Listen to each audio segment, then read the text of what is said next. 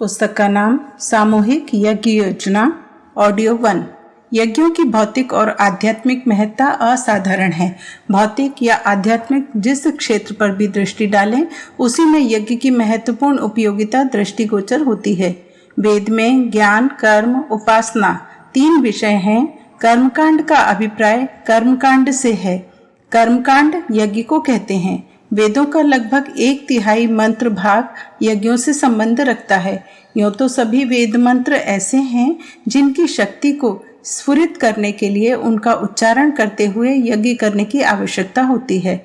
जिस प्रकार आजकल यंत्रों, मशीनों की सहायता से भौतिक जीवन के अनेकों सुख साधन उत्पन्न किए जाते हैं, उसी प्रकार प्राचीन काल में मंत्रों के द्वारा मानव जीवन की सभी आवश्यकताओं को सरल करने का विज्ञान विकसित हुआ था। शब्द विद्या एक बड़ी विद्या है।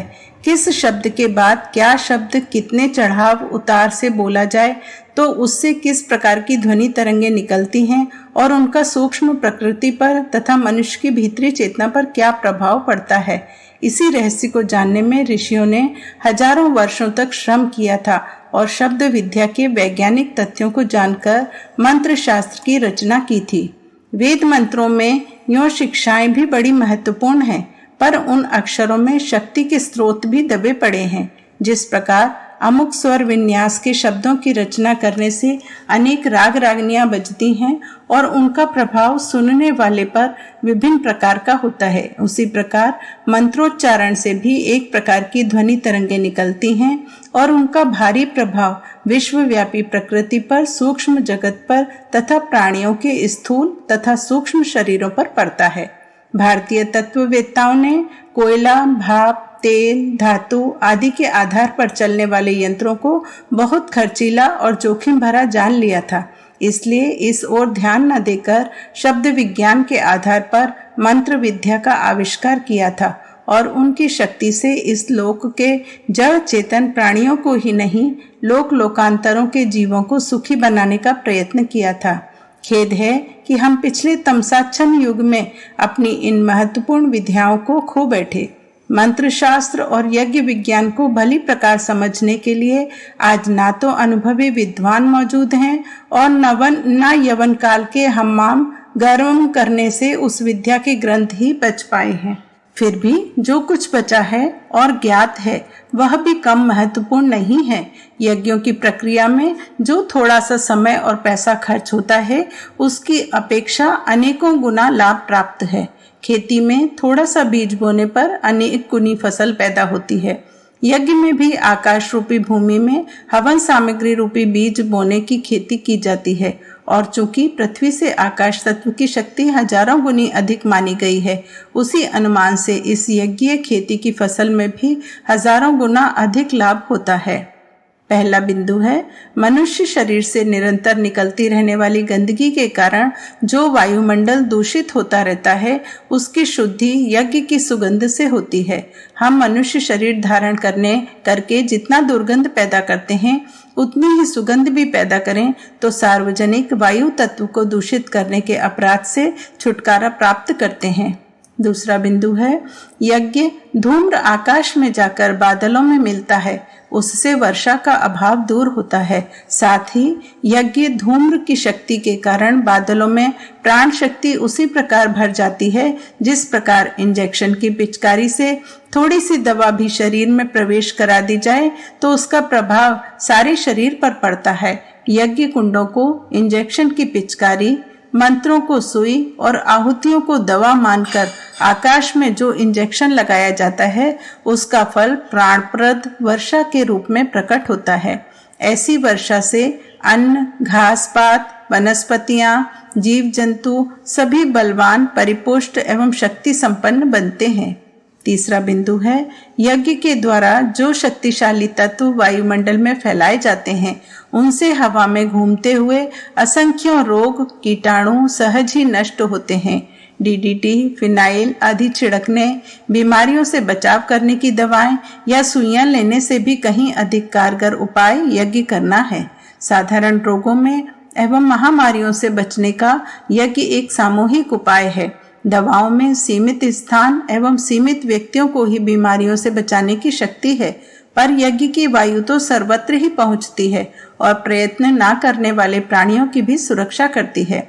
मनुष्यों को ही नहीं, पशु पक्षियों, कीटाणुओं एवं वृक्ष वनस्पतियों के आरोग्य की भी यज्ञ से रक्षा होती है। चौथा, यज्ञ द्वारा पृथक पृथक रोगों की भी चिकित्सा हो सकती है। यज्ञ तत्व का ठीक प्रकार उपयोग करके अन्य चिकित्सा पद्धतियों के मुकाबले में अधिक मात्रा में अधिक शीघ्रता पूर्वक लाभ प्राप्त किया जा सकता है। पांचवा बिंदु है, यज्ञ द्वारा विश्वव्यापी पंच तत्वों को, तन्मात्राओं को और दिव्य शक्तियों की परिपुष्टि होती है। इससे क्षीण हो जाने पर दुखदायी असुरता संसार में बढ़ जाती है और मनुष्य को नाना प्रकार के त्रास सहने पड़ते हैं। देवताओं का सूक्ष्म जगत के उपयोगी देव तत्वों का भोजन यज्ञ है। जब उन्हें अपना आहार समुचित मात्रा में मिलता रहता है तो वे परिपुष्ट रहते हैं और असुरता को, दुख दारिद्र्य को दबाए रहते हैं। इस रहस्यमय तथ्य को गीता में भगवान श्री कृष्ण ने स्वयं श्रीमुख से उद्घाटन किया था। छठा बिंदु है, यज्ञ में जिन मंत्रों का उच्चारण किया जाता है उनकी शक्ति असंख्यों गुनी अधिक होकर संसार में फैल जाती है और उस शक्ति का लाभ सारे विश्व को प्राप्त होता है। रेडियो ब्रॉडकास्ट करते समय वक्ता की वाणी को शक्तिशाली विद्युत धारा से शक्तिशाली बना देते हैं तो वह आवाज संसार भर में रेडियो यंत्रों पर सुनी जाने योग्य हो जाती है। मंत्रोच्चारण के साथ यज्ञाग्नि की शक्ति बिजली की बैटरी, जेनरेटर, डायनामो का काम करती है और मंत्र शक्ति को प्रचंड करके सारे आकाश में फैला देती है। गायत्री मंत्र की सद्बुद्धि शक्ति को यज्ञों के द्वारा जब आकाश में फैलाया जाता है तो उसका प्रभाव समस्त प्राणियों पर पड़ता है और वे सद्बुद्धि से, सद्भावना से, सत्प्रवृत्तियों से अनुप्राणित होते हैं। अगणित व्याख्यानों और अनेक पुस्तकों से भी शुद्ध बुद्धि, सन्मार्गी बुद्धि की जितनी उत्पत्ति हो सकती है उसमें असंख्यों गुनी सद्बुद्धि यज्ञों से उपजती है और सन्मार्गगामी सद्बुद्धि से अनुप्राणित मनुष्य संसार में सुख शांति की स्थापना का प्रमुख आधार बनते हैं। सातवां बिंदु है, यज्ञ की ऊष्मा मनुष्य के अंतःकरण पर देवत्व की छाप डालती है। जहाँ यज्ञ होते हैं वह भूमि एवं प्रदेश सुसंस्कारों की छाप अपने अंदर धारण कर लेता है और वहाँ जाने वालों पर भी दीर्घ काल तक प्रभाव डालती रहती है। प्राचीन काल में तीर्थ वहीं बने हैं जहाँ बड़े बड़े यज्ञ हुए थे। जिन घरों में, जिन स्थानों में यज्ञ होते हैं वह भी एक प्रकार का तीर्थ बन जाता है और वहाँ जिनका आगमन होता है उनकी मनोभूमि उच्च, सुविकसित एवं सुसंस्कृत बनती है। महिलाएं, छोटे बालक एवं गर्भस्थ बालक विशेष रूप से यज्ञ शक्ति से अनुप्राणित होते हैं। उन्हें सुसंस्कारित बनाने के लिए यज्ञीय वातावरण की समीपता बड़ी उपयोगी सिद्ध होती है। आठवां बिंदु है, कुबुद्धि, कुविचार, दुर्गुण एवं दुष्कर्मों से व्यक्तियों की मनोभूमि में यज्ञ से भारी सुधार होता है, इसलिए यज्ञ को पापनाशक कहा गया है। यज्ञीय प्रभाव से सुसंस्कृत हुई विवेक पूर्ण मनोभूमि का प्रतिफल जीवन के प्रत्येक क्षण को स्वर्गीय आनंद से भर देता है, इसलिए यज्ञ को स्वर्ग देने वाला कहा गया है। नौवां बिंदु है, यज्ञों की शोध की जाए तो प्राचीन काल की भांति यज्ञ शक्ति से संपन्न अग्नेयास्त्र, वरुणास्त्र, सम्मोहनास्त्र आदि अस्त्र शस्त्र, पुष्पक, विमान जैसे यंत्र बन सकते हैं। अनेकों रिद्धि सिद्धियों को उपलब्ध किया जा सकता है। लोक लोकांतरों की यात्रा की जा सकती है। प्रखर बुद्धि, सुसंतति, निरोगता एवं संपन्नता प्राप्त की जा सकती है। प्राचीन काल की भांति यज्ञीय लाभ पुनः प्राप्त हों, इसकी शोध के लिए यह आवश्यक है कि जनसाधारण का ध्यान इधर आकर्षित हो और साधारण यज्ञ आयोजनों का प्रचार बढ़े। 10वां बिंदु है, यज्ञीय धर्म प्रक्रियाओं में भाग लेने से आत्मा पर चढ़े हुए मल विक्षेप शुद्ध होते हैं, फलस्वरूप तेजी से उसमें ईश्वरीय प्रकाश आने लगता है। यज्ञ से आत्मा में ब्राह्मण तत्व, ऋषि तत्व और की वृद्धि दिन दिन होती है और आत्मा को परमात्मा से मिलाने का परम लक्ष्य बहुत सरल हो जाता है। आत्मा और परमात्मा को जोड़ देने का, बांध देने का कार्य यज्ञाग्नि द्वारा ऐसे ही होता है जैसे लोहे के दो टूटे हुए टुकड़ों को वेल्डिंग की अग्नि जोड़ देती है। ब्राह्मणत्व यज्ञ के द्वारा ही प्राप्त होता है। इसलिए ब्राह्मण कर्तव्य में यज्ञ, विद्या, दान इन तीनों की प्रधानता है। ब्राह्मणत्व प्राप्त करने के लिए 1/3 जीवन यज्ञ कर्म के लिए अर्पित करना पड़ता है। लोगों के अंतःकरणों में अंत्यज वृत्ति घटे और ब्राह्मणत्व वृत्ति बढ़े, इसके लिए वातावरण में यज्ञ प्रभाव शक्ति भरना आवश्यक है। 11वां बिंदु है, यज्ञ त्यागमय जीवन के आदर्श का प्रतीक है। इदम न मम, यह मेरा नहीं संपूर्ण समाज का है। इन भावनाओं के विकास से ही हमारा सनातन आध्यात्मिक समाजवाद जीवित रह सकता है। अपनी प्रिय वस्तुएं, घृत, मिष्ठान, मेवा, औषधियां आदि हवन करके उन्हें सारे समाज के लिए बांट देकर हम उसी प्राचीन आदर्श को मनोभूमि में प्रतिष्ठापित करते हैं। मनुष्य अपनी योग्यता, शक्ति, विद्या, संपत्ति, प्रतिष्ठा, प्रभाव, पद आदि का उपयोग अपने सुख के लिए कम से कम करके समाज को उसका अधिकाधिक लाभ दे, यही आदर्श यज्ञ में सन्निहित है।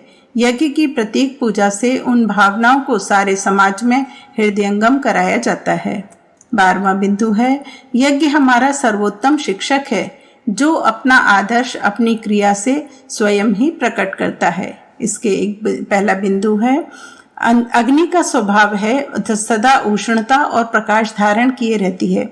हम भी उत्साह, श्रमशीलता, स्फूर्ति, आशा और विवेकशीलता की गर्मी और रोशनी अपने में धारण किए रहें। अगला बिंदु है, अग्नि में जो वस्तु पड़ती है उसे वह अपने समान बना लेती है। हम भी अपने निकटवर्ती लोगों को अपने समान सद्गुणी बनाएं।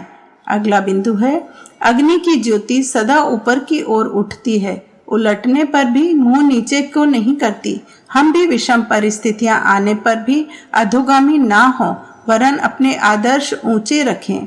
अगला बिंदु है, अग्नि कोई वस्तु अपने पास नहीं रखती, वरन जो वस्तु मिली उसे सूक्ष्म बनाकर आकाश में फैला देती है। हम भी उपलब्ध वस्तुओं को अपने लिए ना रखें, वरन उसे समाज के हित में वितरण करते रहें। अगला बिंदु, अग्नि को ही यह शरीर भेंट किया जाने वाला है। इस चिता का सदा स्मरण रखें, मृत्यु को सामने देखें और सत्कर्मों में शीघ्रता करने एवं दुष्कर्मों से बचने को तत्पर रहें। इन भावनाओं के प्रतिनिधि रूप में यज्ञाग्नि की पूजा की जाती है।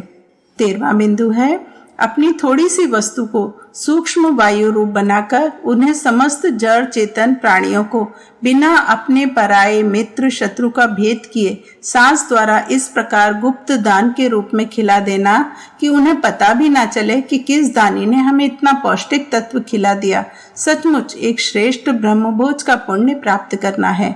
कम खर्च में बहुत अधिक पुण्य प्राप्त करने का यज्ञ एक सर्वोत्तम उपाय है। 14वां बिंदु है, यज्ञ सामूहिकता का प्रतीक है। अन्य उपासनाएं या धर्म प्रक्रियाएं ऐसी हैं जो अकेला कर या करा सकता है, पर यज्ञ ऐसा कार्य है जिसमें अधिक जनता के सहयोग की जरूरत है। होली आदि बड़े यज्ञ तो सदा सामूहिक ही होते हैं। यज्ञ आयोजनों में सामूहिकता, सहकारिता और एकता की भावनाएं विकसित होती हैं।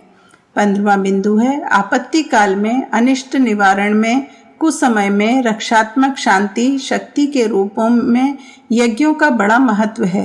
वर्तमान काल में एटम युद्ध जैसी सत्यानाशी आसुरी संहार लीलाओं की संभावनाएं बढ़ती जाती हैं। सन 62 में एक राशि पर 8 ग्रह आने का कुयोग भी अशुभ सूचक है। ऐसे कुसमय आने पर शांति आयोजनों के रूप में यज्ञानुष्ठान को शास्त्रकारों ने सर्वोत्तम उपाय माना है। अरबों मनुष्यों और असंख्य जीव जंतुओं की शांति और सुरक्षा के लिए यज्ञ आयोजनों की श्रृंखला बढ़ाने की आवश्यकता है। 16वां बिंदु है, हिंदू जाति का प्रत्येक शुभ कार्य, प्रत्येक पर्व, त्योहार, संस्कार यज्ञ के साथ संपन्न होता है। यज्ञ भारतीय संस्कृति का पिता है। यज्ञ भारत की सर्वमान्य एवं प्राचीनतम वैदिक उपासना है। बीच के अंधकार युग में अनेक मतांतर उपज पड़े और विघटनात्मक भारी मतभेद खड़े हो जाने से हिंदू जाति विश्रंखलित हो गई। धार्मिक एकता एवं भावनात्मक एकता को लाने के लिए यज्ञ आयोजनों की सर्वमान्य साधना का आश्रय लेना सब प्रकार दूरदर्शितापूर्ण है। 17वां बिंदु है, यो यज्ञ सभी अच्छे हैं, पर पृथक पृथक यज्ञों के उद्देश्य और परिणाम भिन्न भिन्न हैं। वर्षा का अभाव दूर करने के लिए विष्णु यज्ञ, विलासिता त्यागने और भक्ति भाव बढ़ाने के लिए रुद्र यज्ञ, बीमारियों को रोकने के लिए मृत्युंजय यज्ञ और लड़ाई के समय जनता में जोश भरने के लिए चंडी यज्ञ कराए जाते हैं। पर जब मनुष्यों को कुमार्गगामिता से बचाकर सन्मार्ग पर लाने का विश्वव्यापी अशुभ को रोकने का प्रयोजन हो तो गायत्री यज्ञ ही एकमात्र अवलंबन रह जाता है। आज की परिस्थिति में गायत्री यज्ञ से बढ़कर अधिक उपयुक्त, अचूक एवं रामबाण और कोई धर्मानुष्ठान हो ही नहीं सकता।